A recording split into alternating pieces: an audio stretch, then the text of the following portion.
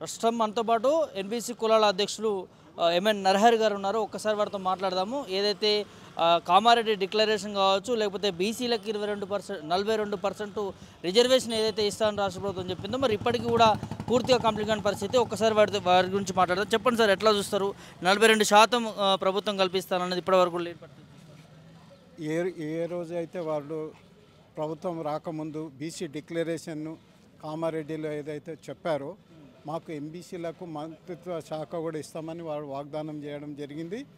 అదే ఈ 36 కులాలు అత్యంత దౌర్భాగ్య స్థితిలో ఉన్న కులాలు, అందులో ఏలా కలిపాడు అనంతరామన్ కమిషన్ 1970 ముందు మాత్రము మాకు సపరేట్గా సంచార అర్ధ సంచారాలు ఉండేవి.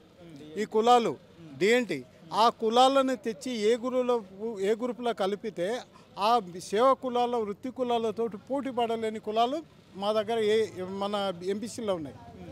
దయచేసి మాకు ఎంబీసీ కులాలకు ఏదైతే మంత్రిత్వ శాఖ ఇవ్వడం అనేది స్వాగతిస్తున్నాం. ప్రభుత్వం ఎవరు మాకు గవర్నమెంట్ మా కులాలకు మేలు చేస్తారో వాళ్ళు మేము స్వాగతిస్తాం. అదేవిధంగా కులగణన ఒక కాలం తీసేశారు, మాది కాలము పెట్టి కాలం తీసేశారు. అది వాళ్ళు గమనించవాలని వాళ్ళు కాలము పెట్టారు. ఈ కులాలు ఎంబీసీ కులాలు సంచార కులాలు అనే కాలం ఉండింది. ఆ కాలము వీళ్ళ సంఖ్య తెలిస్తే మన వాటా అడుగుతారనే ఉద్దేశం ఉందా మనకు అర్థం కావట్లేదు. వాళ్ళ కాలం తీసినందుకు మా సంఖ్యను కూడా ఎక్కడున్నదో చెప్పుకోలేకపోతున్నాం. ఇంకొకటి, ఈ కులాలు సంచార అర్ధ సంచార కులాలు ఈరోజు ఇక్కడ బతుకుదేరు ఈడు ఉంటే రేపు ఇంకో ఊరిలో ఉంటాయి. మా జీవన విధానము, మా పిల్లలు చదువుకొని స్థితిలో ఉన్నారు. ఈ గత ప్రభుత్వం మనకు జీవో ఇవ్వలేదు. మెమో ఇచ్చింది 5% రిజర్వేషన్ ఇవ్వమని వాళ్ళకి ఇచ్చారు. మా పిల్లలకు గురుకులాలలో అడ్మిషన్ ఇప్పించాం. ఈసారి ప్రభుత్వం ఏర్పడింది, గురుకులాలలో 5% మాకు తొలగించారు. అది ఈ చదువులేని పిల్లలు, ఒక అప్లై చేయలేని పిల్లలు, వాళ్ళకి ఈ రోజుల్లో అత్యంత స్థానము విద్యకు ప్రాముఖ్యత ఇవ్వాలి. విద్య ఆరోగ్యం ఇది ఉన్నప్పుడే సస్యశాలం వల్ల ఉంటాయి ఈ కులాలు. అందుగురించి విద్యనే లేనప్పుడు వాడు ఇంత పశువుగా తయారయ్యి క్రిమినల్గా తయారవుతున్నారు మా సంచార ఎంబీసీ 36 కులాలు. వాళ్ళకి ఒక నిర్బంధం విద్యని కల్పించమని రాజ్యాంగమే మనకు ఒక బోధిస్తుంది. మనకు అది వీళ్ళు ఇంప్లిమెంట్ చేయలేకపోతున్నందుకు మా కులాలు దౌర్భాగ్యంగా ఈరోజు మాకు చీకటి బతుకులని చీకటి దాంట్లోనే మేము ప్రయాణిస్తున్నాం. 70 ఏళ్ళు స్వతంత్ర భారతం వచ్చినప్పటికి కూడా మాకు మనగడ ఒక ఎమ్మెల్సీ కానీ, ఒక ఎమ్మెల్యే కానీ, ఒక సర్పంచ్ కానీ, ఈరోజు ఏది అసెంబ్లీ అంటేనే, ఒక శాసనసభ అంటేనే మాకు తెలియదు. మా కులాల ఒక ప్రతినిధి కూడా రాకపోవడం దౌర్భాగ్యం. అంటే 70 ఏళ్ళ మేము ఎక్కడుండాలి? మా గొంతుని వినిపించి చట్టసభల్లో మా యొక్క హక్కుల గురించి మేము చెప్పాలన్నా కూడా మా ప్రతినిధి లేదు. ఇంకొక విషయం ఏంటంటే, ఈ యొక్క ఇన్ని కులాలకి నామినేటెడ్ పోస్టు ఉన్నవాడికి అయితే కట్టే ఉన్నవాడికే బర్రెని, వాళ్ళకే ఉన్నవాడికే నీకు ఎమ్మెల్సీ పదవిని నామినేటెడ్ ఇస్తున్నాడు. ఈ కులాలు పోటీ చేయలేని కులాలు, ఈ ఆర్థికంగా లేని కులాలు ఒక్క నామినేటెడ్ రాజ్యసభ కానీ ఎమ్మెల్సీ కానీ ఇస్తే మా చట్టసభల్లో గొంతు వినిపించడానికి అవకాశం కల్పించామని పదే ఎన్నిసార్లు చెప్పినా వాళ్ళు పెడచెవిన పెట్టేసి వాళ్ళ ఓటు బ్యాంకు కోసమే ప్రయాణం చేస్తున్నారు తప్ప ఈ కులాల బాగు కోసం కానీ కులాల దీనికోసం అని లేవు. ఇంకొకటి మీ దృష్టికి తెస్తున్నా, 27 కులాలని ఆంధ్ర నీళ్లు నిధులు నియామకాలు తెచ్చుకున్నది తెలంగాణ తెచ్చుకుంటే కూడా ఈరోజు 27 కులాలని కలపమని ఆంధ్ర కులాలు అయితే ఏవైతే అక్కడ ఉన్న కులాలు ఈ మళ్ళీ ఉద్యోగాలు తెలంగాణ బిడ్డలకి మళ్ళీ కూలగొట్టడానికి వాళ్ళు ప్రయత్నాలు సుప్రీంకోర్టుకు ఆశ్రయించడం జరిగింది. సుప్రీంకోర్టుకి వేస్తే ఇప్పుడు ఈ ఒక ఓటు బ్యాంక్ కోసము ఈ సిటీలలో ఆంధ్ర ప్రాంతానికి చెందిన చాలామంది ఉన్నారు. వాళ్ళు బతకమనండి, మేము కాదనట్లేదు. మా ఉద్యోగాలు, మా పిల్లలు మా చదువుకొని మా ఉద్యోగాల కోసం మేము తెలంగాణ తెచ్చుకుంటే మళ్ళీ మీరు ఒక కళింగులు అనేటి బలమైన క్లాస్ తెచ్చి మళ్ళీ ఇక్కడ ఆంధ్ర ప్రాంతానికి చెందిన కులం తెలంగాణలో వస్తే మేము మళ్ళీ బతుకులు మళ్ళీ బజారు పాలే, మా ఒక 100 ఏళ్ళు మళ్ళీ 50 ఏళ్ళు మన వెనక వెళ్ళే పరిస్థితి ఉంది.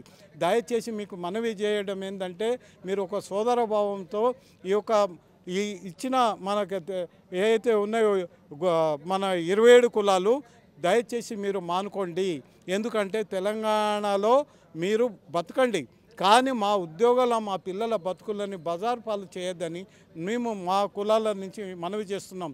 ఇంకోటి మీ దృష్టికి నేను ఏం తెస్తున్నానంటే, డిఎన్టీ ఎస్ఎన్టీ సర్టిఫికేట్ సంచార అర్ధ సంచార సర్టిఫికేట్ ఇవ్వకపోవడం మూలన మేము కేంద్ర ప్రభుత్వాలు ప్రవేశపెట్టిన పథకాలు ఈ బిడ్డలు దరిద్ర రేఖకున్న బిడ్డలు కోల్పోతున్నారు. మీకు ఏ ప్రభుత్వం కూడా మాకు ఇంప్లిమెంట్ చేయట్లేదు.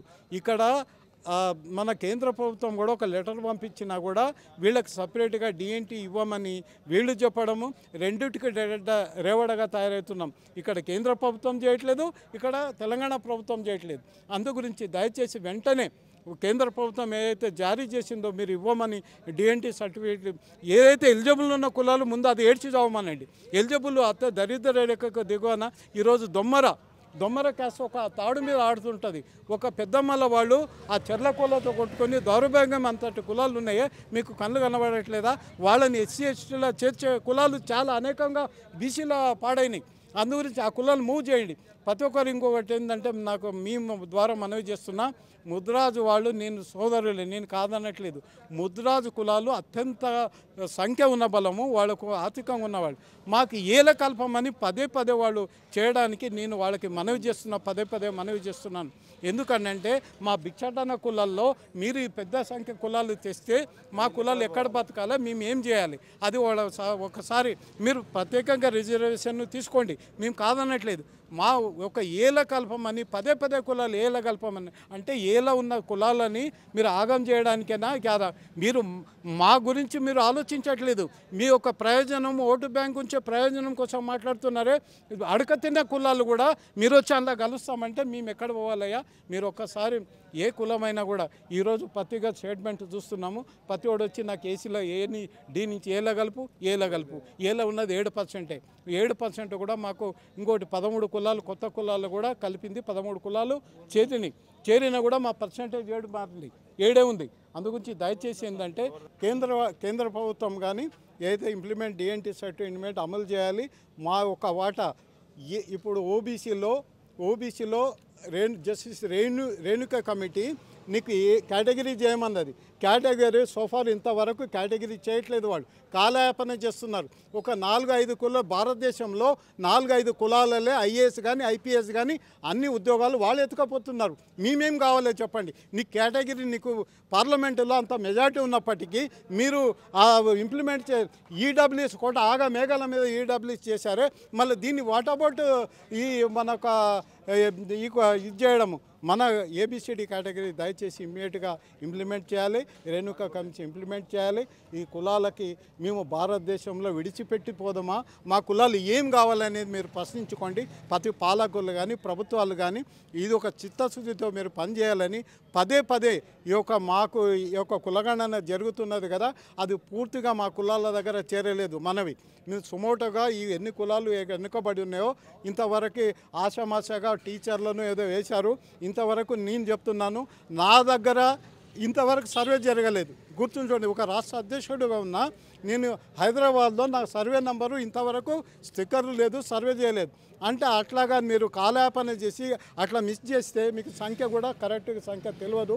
దయచేసి మీ ద్వారా కదా ఈ యొక్క వెంటనే కులగణనని అమలు చేసి 42% తక్కకుండా మీరు చేయాలి. ఈరోజు ఈడబ్ల్యూఎస్ మన తమిళనాడులో ఇంప్లిమెంట్ చేయట్లేదు. మీరు ఆగమేఘాల మీద వాళ్ళ కోసం ఒత్తాసు బలికి వాళ్ళకు 3-4% ఉన్న వాళ్ళకు కూడా 10% ఈడబ్ల్యూఎస్ ఇవ్వడము దౌర్భాగ్య స్థితిలో ఉన్నది. దయచేసి ఇప్పటికైనా మా 36 కులాల తరపు నుంచి మా ఒక అత్యంత దౌర్భాగ్య కులాల గురించి మీరు పట్టించుకుంటే మా ఒక్కొక్క మీకు మనవి చేస్తున్నాం. మేము రాష్ట్ర వ్యాప్తం అధ్యక్షుడిగా మీకు మనవి చేస్తున్నాం కనుక మీరు ఈ విధంగానే చేస్తే మాత్రము మాకు తీవ్రంగా మా కులాలు తిరగబడే రోజు మీకు ముందు భవిష్యత్తు ఉంటుంది. ఎందుకంటే ఒక పిల్లిని కొడుతుంటే అది తిరిగి మళ్ళీ మీదికి దూకుతుంది. మా కులాలు కూడా అదే ఆ సిచ్యువేషన్ రాకుండా మీకు న్యాయం చేయమని పదే పాలకులకు కూడా ప్రభుత్వాలకి మనవి చేస్తూ మీ ద్వారా మనవి చేస్తూ ముగిస్తున్నా. జై ఎంబీసీ.